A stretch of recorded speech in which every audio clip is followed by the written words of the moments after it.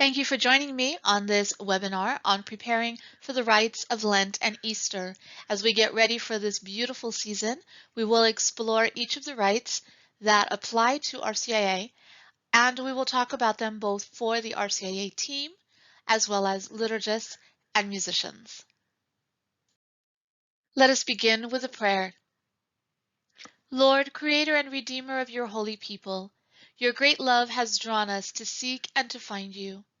Look upon us today, purify our hearts, and bring fulfillment in us the plan of your grace, so that faithfully following Christ, we may continue to drink the waters of salvation. We ask this through Christ our Lord. Amen. As we begin, let's take a moment to reflect on the rites of Lent as a whole, and why are they so important? Many times it would be easy to say, well, we've got so many things going on in Lent already. Do we really have to do each and every one of these rites? Well, some of them we do, and some of them are optional.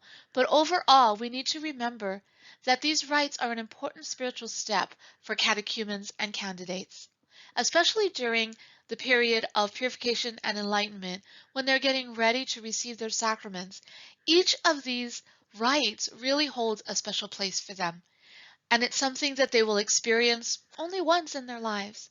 So I do encourage you to, as much as possible, incorporate these rites with your community and celebrate them with your candidates and catechumens. But let's talk about the effect that they could have for everyone, and first of all for the team. For the team, this is a great way to pray together, to get together before a rite takes place, read through the rite, not just to read it for a rehearsal or to instruct people what to do, but to really read the prayers for ourselves. And how do they relate to us? For example, the prayer that I just used now in the opening is one of the blessings that is for the period of the catechumenate.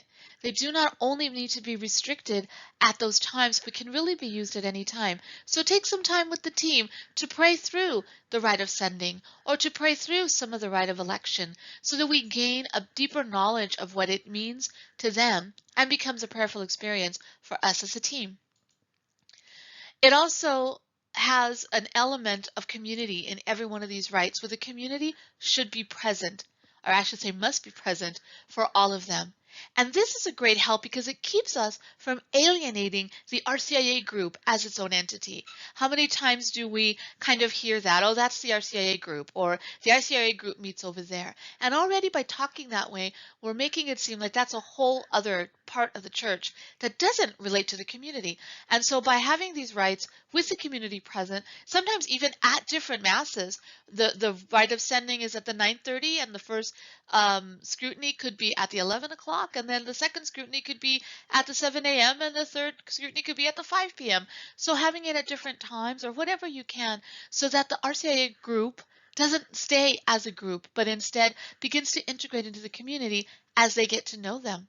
And also it allows the community then to take its rightful place in supporting these catechumens and candidates. The rites clearly state that the work of initiation is not the work of just the pastor or the team, but is the work of the community. The community is the one that testifies and gives examples to what parish life is all about. And that's what we want people to enter into. To be fully initiated into a church means to be initiated into the community.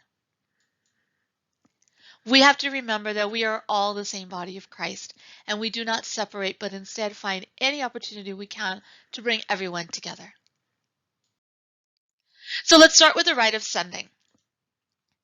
In the rite, number 106, and by the way, all these numbers that I am showing you in this webinar will relate to the rite of Christian initiation of adults, the actual document, and the numbers are of the paragraph number, not the page.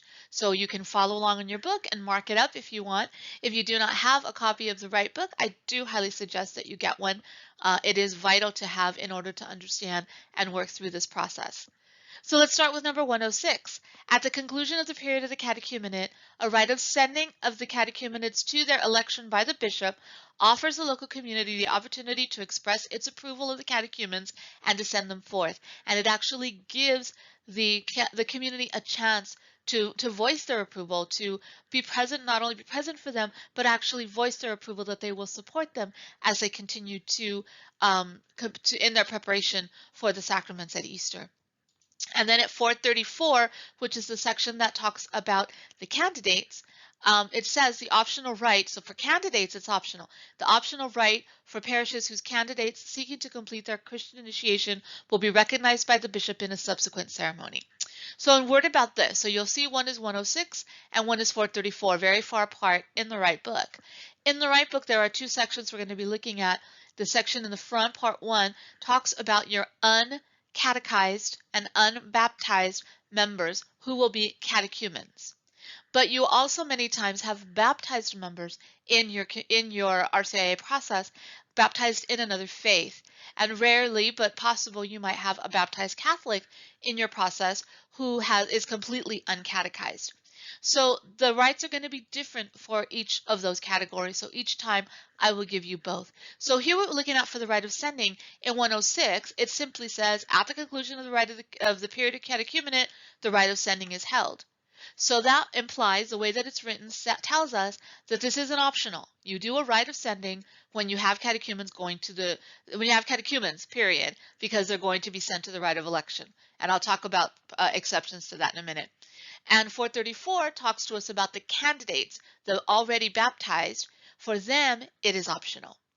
So if you're sending them to the bishop, then you include them in the rite of sending. If you don't have candidates, or you have candidates but you're not sending them to the bishop, then you do not have them participate in the rite of sending. Only those that are going to with the bishop are the ones that participate. So the rite of sending is for catechumens and candidates who are going to the rite of election. And if the group is not going to the rite of election, then you don't have a sending. So what are some reasons that a group might not be going to the rite of election and call to continuing conversion? I've already stated one, and that is that for the candidates, it is optional. But a second one might be if you, for example, are in a parish that is very far geographically from where the rite of election will take place, it may be logistically impossible for your catechumens and or candidates to drive out to the rite of election and call to continuing conversion and take part with the whole community. In that case, you can do a rite of election within your parish, but that's only if there's a good reason that you cannot attend, a good logistical reason. So parishes that are very far away from the locations of the rites, especially the weekday rites that are at 7 p.m., that might be a consideration. So if that's something that is happening in your parish, give me a call and we will work through that. For those that are doing the rite of sending, then, the rite of sending does include the Book of Elect for catechumens, and we're going to talk about specifically that book in a few minutes. It can happen at a Sunday or at a weekday mass or at a word celebration. Normally it happens on a Sunday because that's where most of the community is. Remember, the community must be present. So if you are going to have it at a weekday mass or at a word celebration, you need to make sure that the community is represented. So if you have a normal weekday community in the evenings or in the mornings or whatever, and you want to do it there, fine, as long as the community's there. If you're going to have a separate celebration of the word at another time, you must have a community present for that. So it can't just be, them and their sponsors and the team and that's it. The community needs to be a part of this. So with the community. And it should be within 14 days of the rite of election. You don't want to do it too soon, but it does have to happen before you go off to the rite of election. Now, I keep saying just the rite of election, but in fact, in our diocese, it is a combined service for both catechumens and candidates. So it's rite of election and call to continuing conversion. And we'll talk about that difference in just one second. But first, let's focus on the rite of election itself. So 118 tells us the second step in Christian initiation is the liturgical rite called both election and enrollment of names, which closes the period of the catechumenate proper. And remember, the rite of election is for the catechumens. Right now, we're only talking about the unbaptized. 121 tells us the election, marked with a rite of such solemnity, is the focal point of the Church's concern for the catechumens. Admission to the election therefore belongs to the bishop and the presiding celebrant. So really it is the ordinary for the rite of election. The person that should be celebrating is the bishop. which is why we have the 4 different rites of election throughout our diocese. It's only in those occasions where we have a group that it is completely logistically impossible for them to attend, then we can look at other considerations. Otherwise, it really is a rite that all your candidates should be attending with the bishop. So the rite of election is for catechumens who are discerned ready to enter into the next stage of preparation. I do say discerned because it's not an automatic, and it shouldn't be an automatic.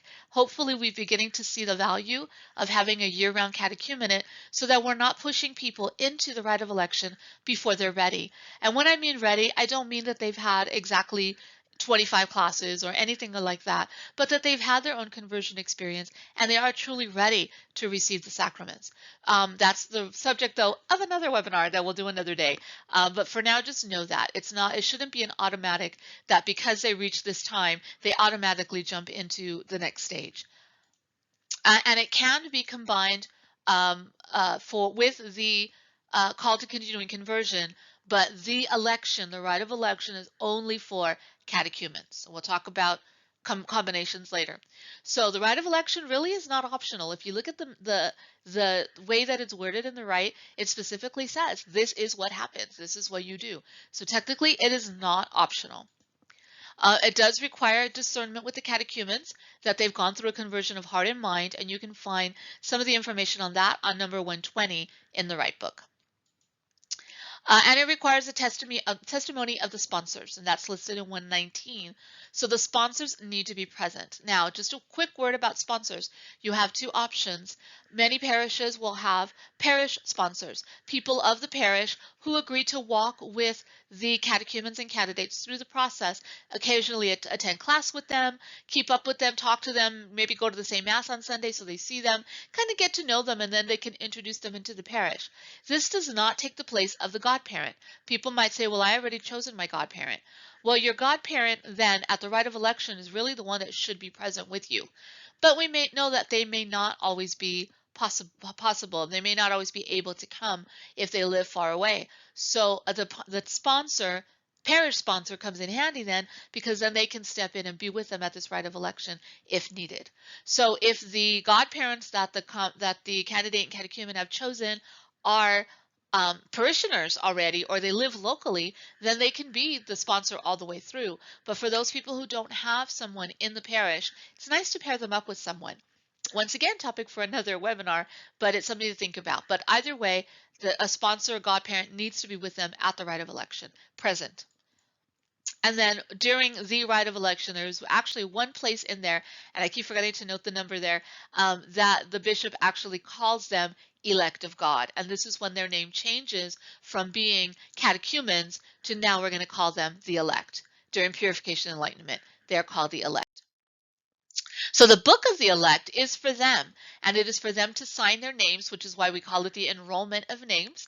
It is for them to sign their names in this book as those who will be going forth for the sacraments at Easter. And really the preference is the signature. It can be one person can put all the names in to make it look pretty, but honestly, that's not what this is for. The whole thing is that image, that symbol of them signing their names in the book. Now, over the last couple of years with the pandemic, there have been changes, and some parishes may have gone to somebody writing all the names in for safety because we weren't gathering in person, and so that could have been an option then. But if we're able to be in person with them, then they really should sign their names. So when should they sign their names? There's 2 things you can do. One, they could sign their names during the rite of sending. So if you only have 5, 6, even 10 catechumens, you could have the book up on a nice podium or a table with a pen next to it, play some nice music, and during Mass they can sign the book. Or, during the rite, they could sign the book, or before the rite, before Mass starts as a prelude, they can sign the book.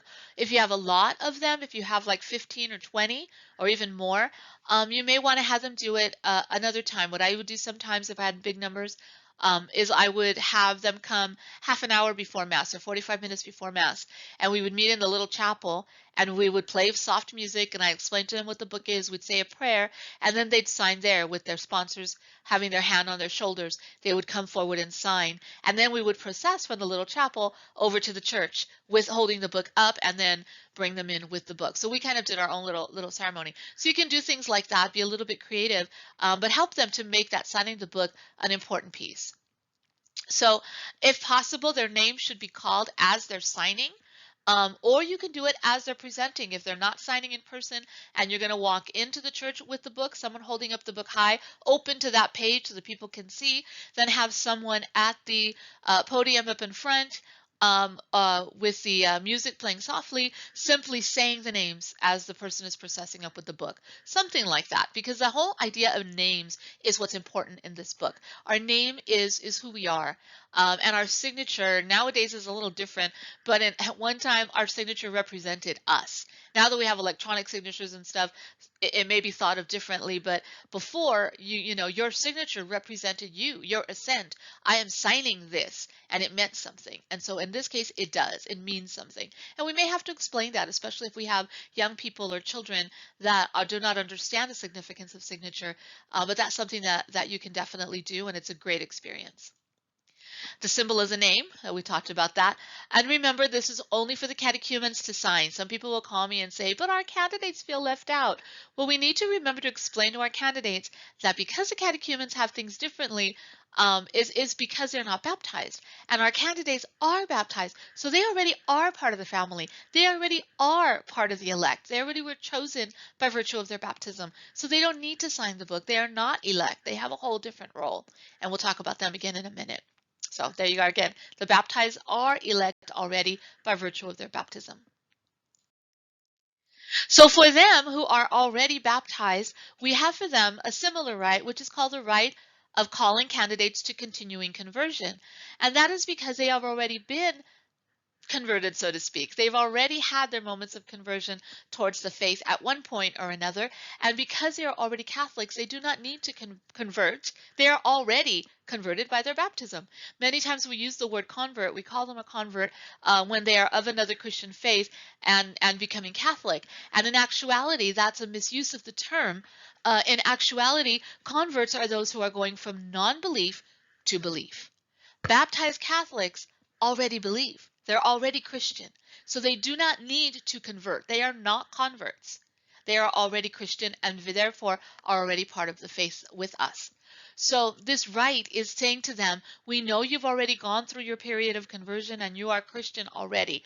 So now we're calling you to continue to do that in your life now that you will fully be initiated into the church. So this rite is for candidates who are discerned ready to complete their initiation of the Catholic faith, and it is an equivalent to the rite of election for candidates. So the wording is different for them because they are already baptized, and it states that in the rite. So the wording is going to be different. By virtue of their baptism, they're already elect, and again, the role of the sponsor and the community are vitally important, just like the rite of election. The only difference is in the wording because they are already baptized. And they do not sign the book. And I know some people that have asked, can we have a book of the candidates then so they don't feel so left out? I mean, you could, but it kind of misses out on the symbolism of what it means for the elect. So try not to make everything equal because they're not equal. The candidates are already baptized, and we need to honor their baptism and remind them that they are honored. It's not that they're being left out of things, it's that they're already part of the community in some element by their baptism. Now, for those of you who might think that, oh, the catechumens get everything and the candidates don't get anything. Well, there actually is an optional rite specifically for the candidates during Lent, and that is a penitential rite. Because they're already baptized, this is something a little different. So 459 tells us, this penitential rite can serve to mark the Lenten purification of the baptized but previously uncatechized adults, your candidates, within the celebration of the word, similar to scrutiny for the catechumens. And 462 says, this penitential rite may be celebrated on the second Sunday of Lent or on a Lenten weekday. So those of you who have been part of this process for a long time know, third Sunday of Lent, we start the scrutinies, and we have 3 scrutinies for the adults. Well, you can do this on the second Sunday of Lent before the scrutiny, so you give the candidates their own moment of purification and reconciliation, and they have just these moments of prayer and the same type of thing. It's basically like a scrutiny. Again, the wording is changed so it's appropriate for a baptized person. So you could do this on the second Sunday of Lent or any Lenten weekday. If you have your sessions on Wednesday nights and you have an evening mass at 6 p.m. and your sessions start at 6:30 or at 7, then have it at a weekday mass. Something that you can do for them. So this is an optional rite. This is not mandatory, which is why a lot of people just kind of skip over it and don't see it in the book because it's in the section for the candidates. But it really is a nice thing that we can do, and we can help the candidates with their purpose. It's also a nice way to prepare them for not to prepare for the sacrament, but to get them ready and a prayerful time, and then they can receive the sacrament of reconciliation maybe the following week or something like that. So you can integrate it all kinds of ways. It's a great rite. Again, it's often overlooked. It's useful, especially when there's no catechumens in the parish. That question has come up. If we don't have catechumens, do we do the scrutinies? No. But then the community also misses out on that event that happens on Sundays. So if that's the case, if you don't have catechumens, you can actually do this penitential rite anytime on any Sunday during Lent and use this instead. And you don't have to change readings to reading A or anything like that. You can just use this rite for your candidates, and then the community can also be involved. Or you can do it in addition to the scrutinies, as I said before that. There is no combined rite, though, so make sure you know that. You cannot do the penitential rite and the scrutiny on the same day. I would not advise that. That's just too heavy. It's too much. It really should be separate and distinct.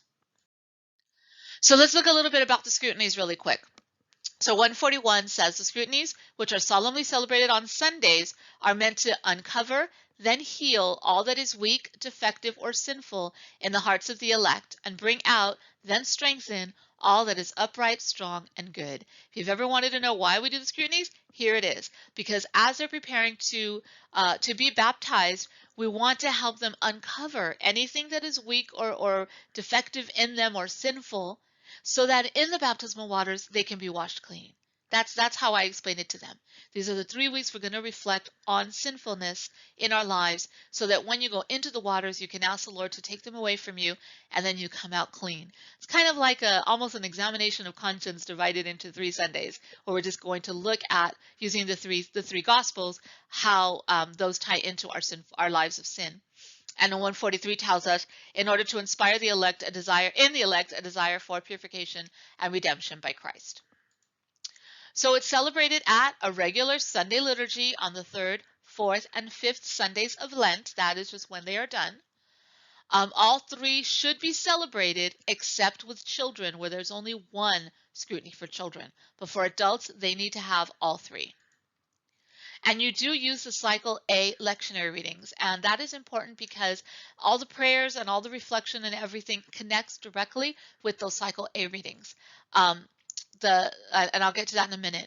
And then the candidates can have a role in praying with them. So if you have them in one location, standing or kneeling with their sponsor, with their hand on a shoulder, maybe you can pair up a candidate with them, and the candidate can have a hand on the other shoulder, or can stand a few steps back and just have their hand, kind of raised in prayer for them while the sponsors are praying. So the candidates can have a role. They have the role, or they can simply have the role of the assembly. We can just say to them, just like the rest of the assembly, because you baptized, you're already part of this assembly, just like the rest of the assembly, this is your role. But they still need to understand what it is.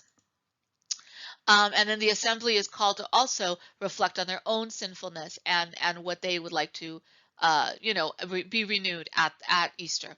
So a quick word on the Cycle A lectionary readings. That question I always get as well. Do we have to use those readings? And I'll say it this way. The scrutinies are meant to be used with the Cycle A readings. And the reason is because we have kind of a growing understanding and learning about sinfulness and reflection as we go through. So you have the first one, which is the Samaritan woman at the well, which reflects really on personal sin, on her sinfulness, recognizing that she was sinful, but yet Christ was there with her.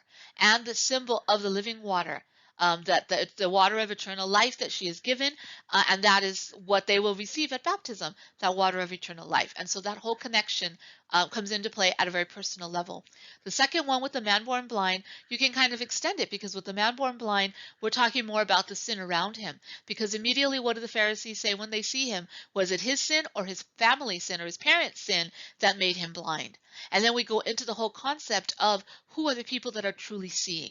Who can truly see Christ? Who can truly see what it means to follow Christ? And really, in that story, it's the blind man. So there's that whole element that goes with that blind man story. And then finally, the rising of Lazarus, where we look at everlasting life in a completely different way, that image of dying and then rising again, which is what they will do in baptism, go down into the waters, metaphorically, go down into the waters and then come back up, a new creation. And so rising like Lazarus and overcoming anything that keeps us in that cave of not being able to get close to God. So there's a lot of imagery in those Cycle A readings, which is why they are what is prescribed for the Sundays of the scrutinies. Some parishes will have the Cycle A readings only at the Mass where the scrutiny takes place. I've heard other people, they'll use Cycle A readings for all the Masses, but whatever you do, it really should be those readings where you're celebrating the scrutinies. Oops, there's everything I just talked about. The readings then instruct us gradually about the mystery of sin. We learn about it through the three images. Then we have the exorcism, which please explain to them well before, what this exorcism here in this case means. What it means is it's that prayer to free them up from that sinfulness that we just talked about, to heal them from the weakness.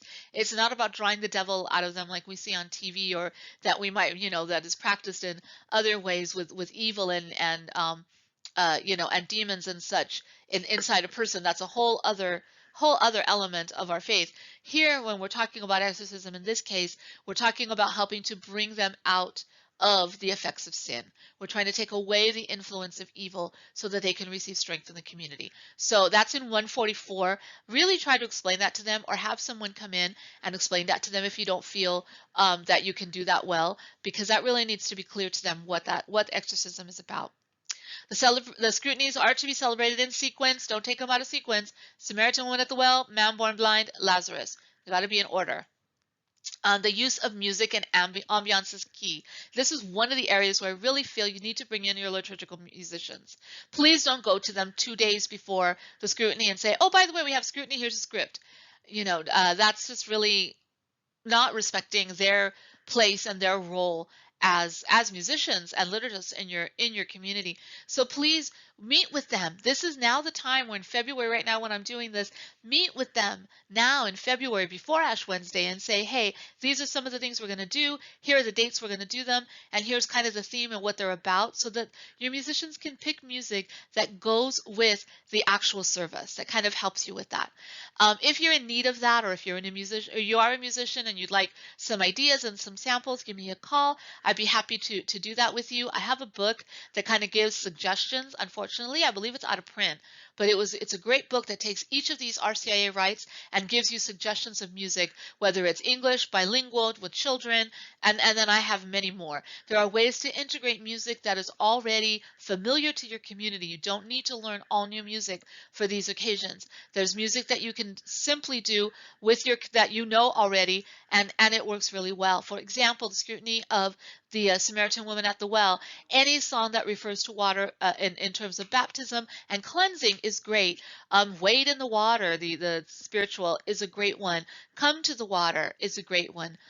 Rain down is a great one. So anything that talks about God's love and that image of water washing us clean is appropriate. So you take each of these kind of ideas and work with that. So please meet with your musicians ahead of time so they can really help to enhance these moments of scrutinies. And then we have the presentations, which often are done in combination with the scrutinies. Don't have to be, but they traditionally are. And they're kind of misunderstood in how we do them and what the purpose is. So 147 tells us that the presentations take place after the celebration of the scrutinies, unless for pastoral reasons they have been anticipated during the period of the catechumenate. So let's say one of my parishes, for example, it was a huge parish, and we had so many masses that were like right on top of each other, within an hour and a half of the next, that sometimes if we did, for example, a scrutiny and we had a lot of catechumens and it just took a long time, it would throw the whole schedule of the parish off. I mean, of the whole parish mass schedule would get thrown off. So we had to be a little bit creative in how we integrated these things, and sometimes it just wasn't time to do another thing. Or there may be other pastoral reasons why you just don't want to do these presentations, or you're not able to do the presentations with the scrutinies. Then you can, as it says, you can anticipate them during the catechumenate and do them maybe a couple of weeks before Lent, or you can also do them on Holy Saturday, which we'll talk about at the end of this presentation today. But otherwise, they're usually done after the scrutinies. So it could be during the week of the scrutiny, or it could be on that same day in combination with. So when the catechetical formation of the elect is completed, the Church lovingly entrusts to them the Creed and the Lord's Prayer to enlighten them. Remember, this is their time of purification and enlightenment in Lent. So it can be done after the scrutiny before they're dismissed. You can do it right then and there, bring them up forward. Here we're doing this presentation, and then you dismiss them as normal. You can do that. You can also do it during the week at a weekday mass as long as you have community present. So again, if you have your sessions are on a Wednesday and you have a mass that's either right before or right when your class starts, you may just want to do it instead of having our regular session. We're going to all meet at mass first, and then we'll walk over and sit and talk about it. So it can be done that way as well. It really should happen at some point with the children. With the children, you may want to think, especially with your numbers, pastorally, you figure out how best to do it, as long as the children understand that there's significance to this and you have some community present. One year what I did was, I think I did for scrutiny too for children, because we had so many. I had one year it was insane. I had 19 adults or 17 adults, and I had 24 children. And to do all of this at one mass, the children, it was just, they were restless. We did it for the rite of acceptance, and then we did it for the rite of sending. And it was just really hard on the little ones because there were just so many people up on the altar with them. And so that year what I did was I did it on a weekday mass. But to ensure that we had community there, I went to one of our prayer groups and I asked them, they had a 40 people in their prayer group, and I said, hey, would you please come to this event for our children and bring, whoever you want, bring family, bring friends, whoever. I need community present, and I'd like you to be that for them, just to be present for them so they're not in a huge mass, but that there is community represented. And they did, and it was very nice. They mixed in with the small weekday mass crowd and then the parents, and it made for a nice little crowd for them that wasn't overbearing, but they still got the sense of community being with them. So figure out a way then that works best for you for children. For pastoral reasons and sometimes time constraints, the pastoral reasons that we talk about might be, again, time constraints, or also for greater emphasis, so not to be outshined. So if you want to do something really nice for the presentations, you don't want to outshine the scrutinies. So you may want to, do them at a different time. That's perfectly fine. One thing about the presentations and the way that they're done, a lot of times when I first started in RCIA, and maybe some of you are still doing this, and if you are, that's okay. What we kind of did was we just put them up front, and then we handed them the scroll that had the Creed or the Our Father written out nicely, and then we just said the Creed together, and that was about it. And that was okay, but I learned somewhere, I think it was on one of the events I went to with Team RCIA, where they modeled doing this in a different way, where they would, yes, it was with Team RCIA, so they would have the candidates and catechumens stand in the front and face the people. The people will stand, and instead of just running through the creed like normal and the candidates and catechumens stand there listening or following on a piece of paper, they were there to listen, and we instructed them to this before. To receive these prayers is to truly listen to them. And so what they did was they had the community say the prayer very slowly and instruct the community before Mass started, and then right before they said it, that they were going to do this. So simple way would be to say, together we're going to present the Creed to our brothers and sisters here in front, and we're going to do it by praying it reflectively. So please, if you'd like to use your missal, but we are going to pause after each statement or after each line. So an example would be, Our Father, who art in heaven, hallowed be thy name. And you go through the whole creed or the whole Our Father in that way, with a breath in between. Because what happens when we pray these prayers? We often start and we go. We're off running. It's like the bell at the horse race. Father will start, I believe, and we all just jump in and run. And sometimes we even forget what we're saying, or it just becomes the norm. It's like driving to work. You just do it on autopilot and you go. And sometimes we forget the meanings of those words ourselves. And so this is a nice way for the candidates and catechumens to hear it. It's presented to them in word, and they hear it, but they're hearing it in a very prayerful and reflective manner. It's just one of the ideas that you might be able to integrate. There are many more that you could do. If you're doing something creative with this in a way that is meaningful, that's great, that's wonderful, and if you feel like sharing it, please share it and we'll share it with everyone else. But basically the whole concept is that they've received the prayer and it becomes a part of them. It's the community gifting it to them, so it becomes a part of them in their hearts. So let's talk about these preparation rites for Holy Saturday. Again, something that's often skipped over in the busyness of everything, and I can completely understand that. I've had experiences with parishes where they just do a simple prayer in the morning. I've had experiences with parishes where they actually do a whole retreat on Holy Saturday morning from like 9 a.m. to 2 p.m. and then everyone goes home, rests, has dinner, and comes back for the vigil. And it's just amazing experience. It sounds like a lot of work, and it is, but it's amazing. So 185.1 tells us that the elect are to be advised that on Holy Saturday they should refrain from their usual activities, spend their time in prayer and reflection, and as far as they can, observe a fast. This is something when I was in the parish, I always did. I always told them for the Triduum, don't leave all of the preparations for Holy Saturday until that weekend. Do them the week before. And when I talk about preparations that can distract you from prayer, I mean buying the new shoes and getting your hair done and getting your nails done and all those things. Okay, maybe you might need to have your hair done, early Saturday morning or Friday afternoon or whatever. But if you don't, if you're going to have your hair cut and colored and whatever, do it beforehand. If you're going to need to buy new shoes, do it beforehand so that once Holy Thursday begins in the evening, you have that whole time for prayer and reflection. And it doesn't necessarily mean you have to be in prayer the whole time, but that you're not doing activities that are going to take you out of a prayerful mode or thinking about it. So can I have a party, and celebrate have dinner with my family before we go to the vigil? Sure. Can I, do activities like, with my family, like going to church and then going out to lunch or whatever? Sure. But just try not to do usual things, like I said, going to the market, getting the cake and all that. Ask somebody else to do that for you if you're going to celebrate the sacraments later. The elect and the candidates should be focused at this time during the Triduum, and especially Holy Saturday morning, if that's when they're receiving their sacraments, in prayer and reflection. And if they can, fasting, but tell them not to fast so much that they faint at the Easter Vigil. 185.2 tells us when it's possible to bring the elect together on Holy Saturday for reflection and prayer, to do that. And you can celebrate several of the optional rites that are available in the book, and it's great. You can celebrate the presentation of the Lord's Prayer if you haven't done it, and you can have them recite the creed, have them start to memorize the creed before it's presented to them, so when they hear it, they kind of already know it, and then after that, they can start praying with everybody, and at your Holy Saturday, you can recite it all together, stand and at the beginning or the end, whatever, but that's a beautiful, beautiful thing to do. The Ephepheta rite, I can never say that correctly, is a beautiful one as well, and that's in the book, in the Holy Saturday rites. Something you can do during the purification enlightenment time if you have time for it, but you could also do it on this Holy Saturday preparation rite. It's great. It's a great thing to do on that day.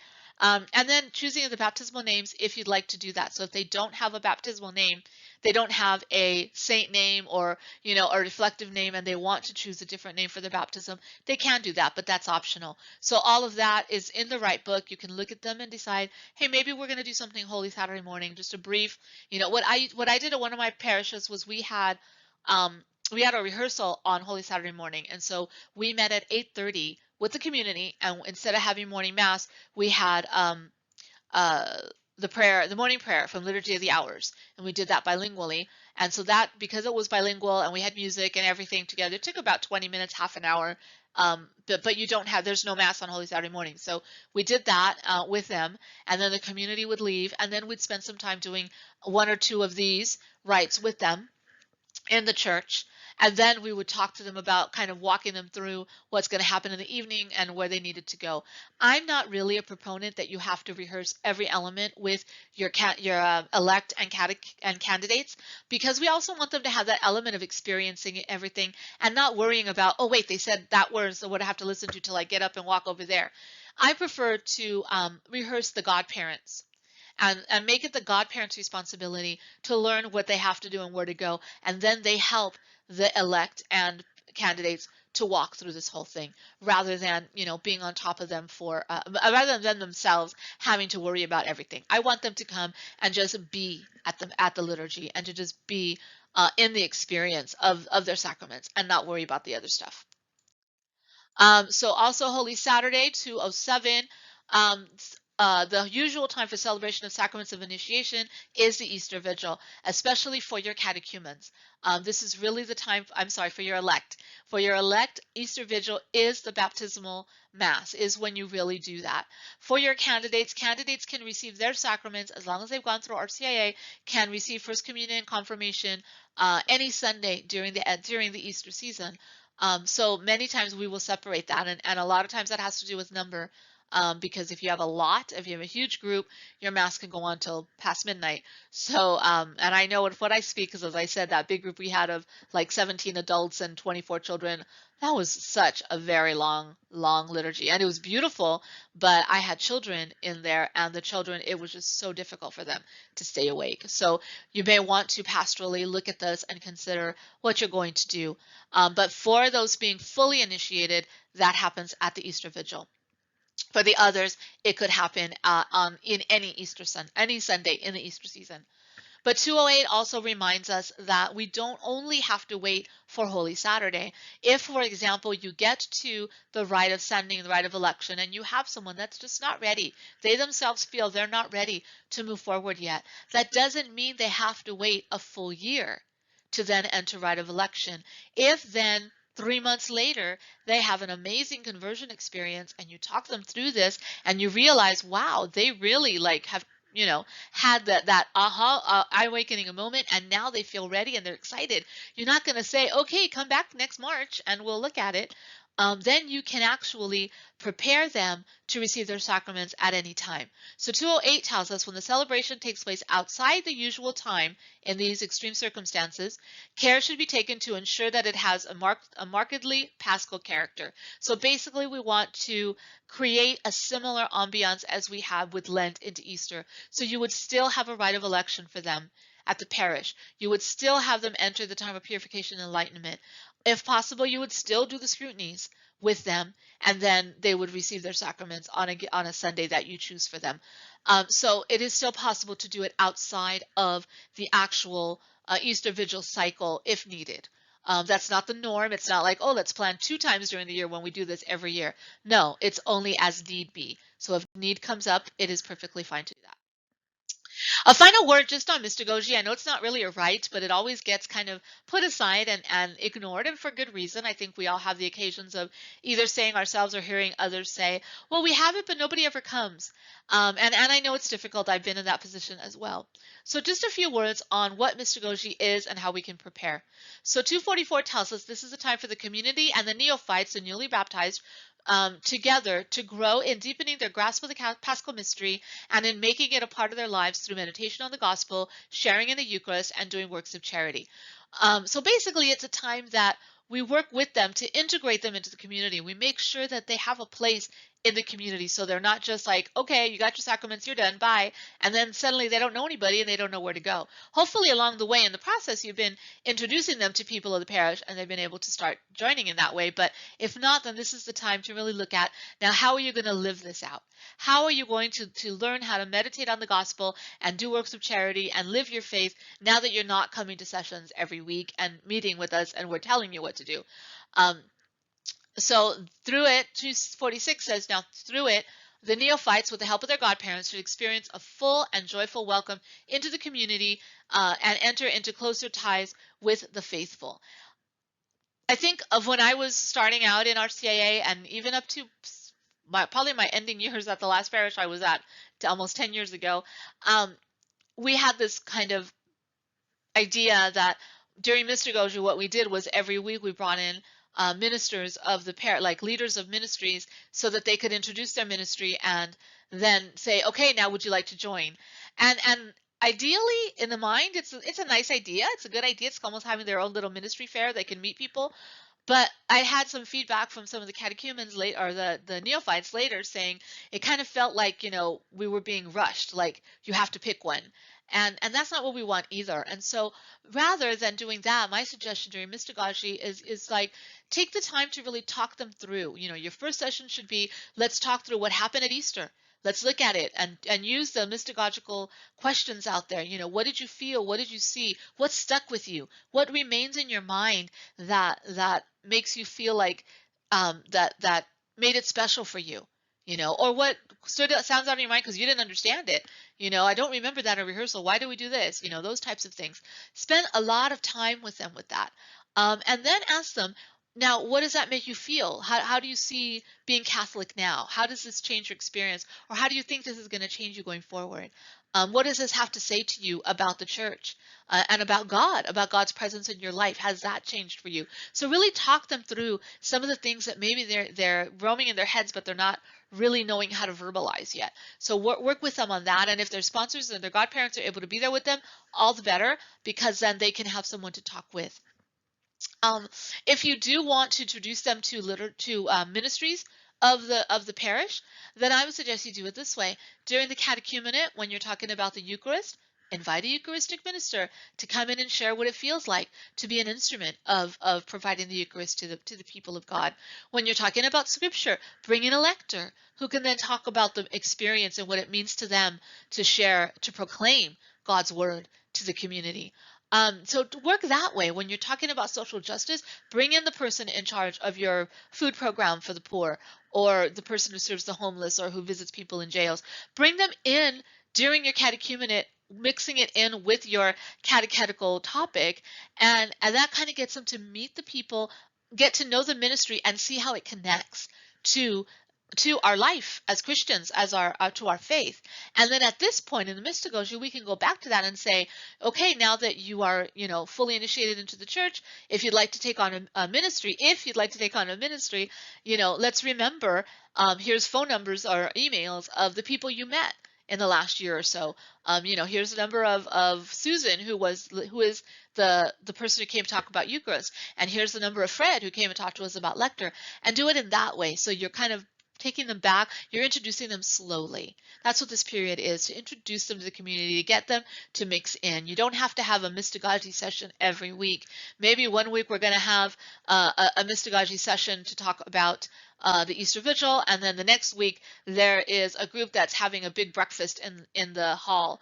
And so, what we're going to do? We're going to all go to Mass, and then we're going to all go eat breakfast in the hall and, support this ministry and then chit-chat over our meal. So you can be creative with this. And by being creative with it and helping them to see the importance of it, they'll want to come back. You can also use this mystagogical technique all through purification and enlightenment. That's what I do. After the rite of election, we meet again and I say, okay, let's take 15 minutes. Rite of election last Sunday or last Wednesday. What did you feel? What did you see? What did you hear? What do you remember from there? Tell me what you remember. Let's talk it through. Now, what do you think it means? Now, what do you think the symbolism was? So you start doing these little things and you call it mystagogical reflection. So that when you talk about after Easter will be our time to do this type of mystagogical reflection on what it means to be a Catholic, then they understand, oh, it's not just a class, we're just kind of getting together to talk. So be a little creative. And if you want more help with mystagogy, let's talk, another webinar.